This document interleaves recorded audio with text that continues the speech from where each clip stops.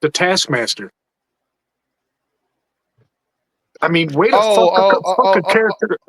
Oh, yeah. She was like one of the bad guys in the Black Widow. She's played by that really hot Ukrainian girl, I think. Yeah, smoking hot. Yeah.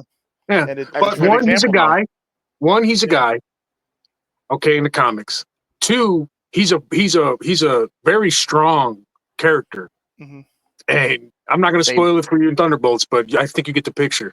I'll tell you this: they made it super weak, super wasted.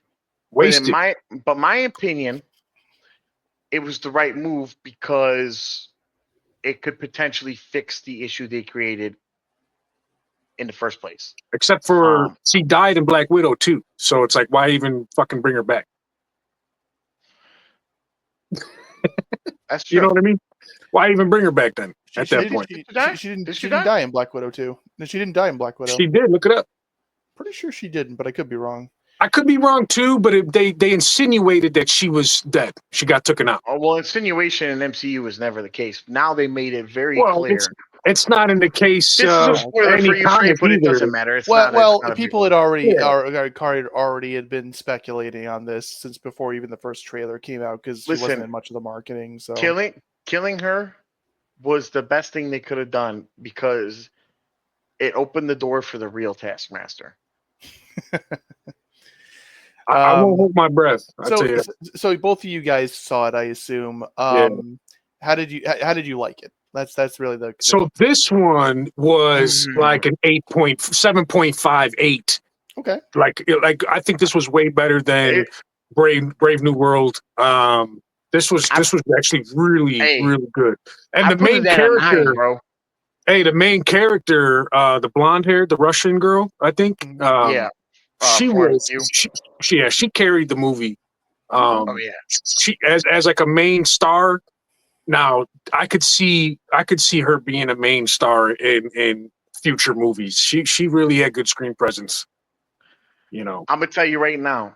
We were talking earlier about how the MCU can't write these OP characters, right? And we without making themselves their own enemies.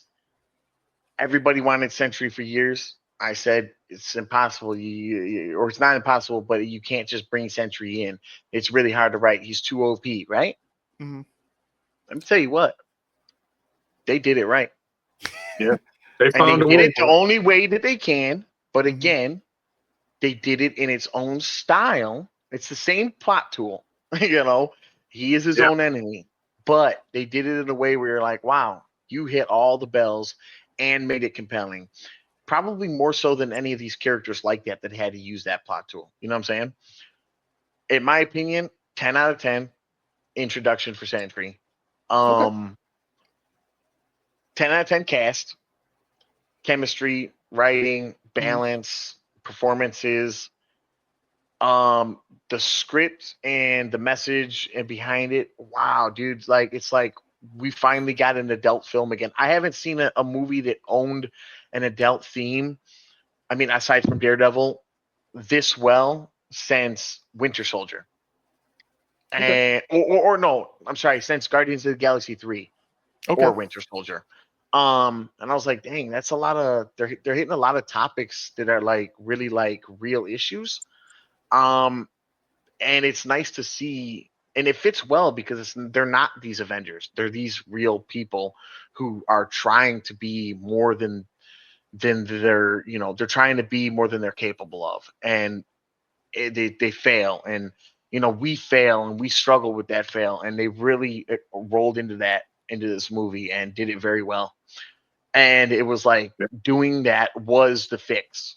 So I think it was like really well written and crafted to just accentuate, plot point, the whole movie. Yeah, it was good. It was a great movie. Gotta watch it, Trey. That one I would recommend that one over Brave New World. Yeah, for sure. Oh yeah, that's the best. That's the best Marvel movie I've seen since Guardians 3. I mean, they do tie in a little bit. I mean, I think if I'm not mistaken, there was like a little mention, of Ross.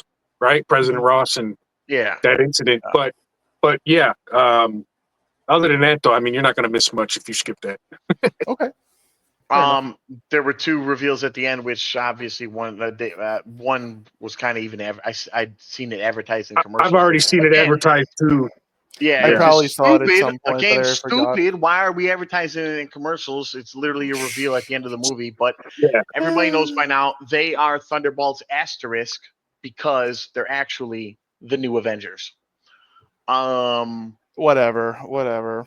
But the thing is, it's a gimmick because Sam Wilson's not having it, and he's like, "We're gonna." So that's when you're gonna have the spin-off of like the new Avengers, the Avengers. Who's the real Avengers? That's what they're getting at. I'm okay with it. That was cool, and they're a really good ensemble, and they have Sentry, so single-handedly they could defeat the Avengers. I'm just saying. And I really liked them too, but to me, they're not the new Avengers. No, and that's what I think is so funny about it is they're like, they're not the Thunderbolts. These aren't the real Thunderbolts. Right. It's like, no, they're not. They're new Avengers, but not really. They're not really the new Avengers, and that's going to be their whole story. How many name changes will we see? I don't know. Maybe 10. They're just finding them. That's the whole point of them. They're finding themselves. They don't know who they are, and they're really making a good joke out of it. And that's when I think a joke or a gimmick is kind of cool because it's not the driving point of the project. It's just like, we're going to address this, type of situation. But at the end of it, we seen an end scene that related to. Don't say it. We have to, because it's our next topic. And it was a trailer already. So I won't tell you what happened, but it definitely related to an upcoming MC movie with 4 people that we've anticipated and has a trailer. So let's talk about that Fantastic Four trailer. Okay. There's no way to avoid it, Cal. Okay. No, I know.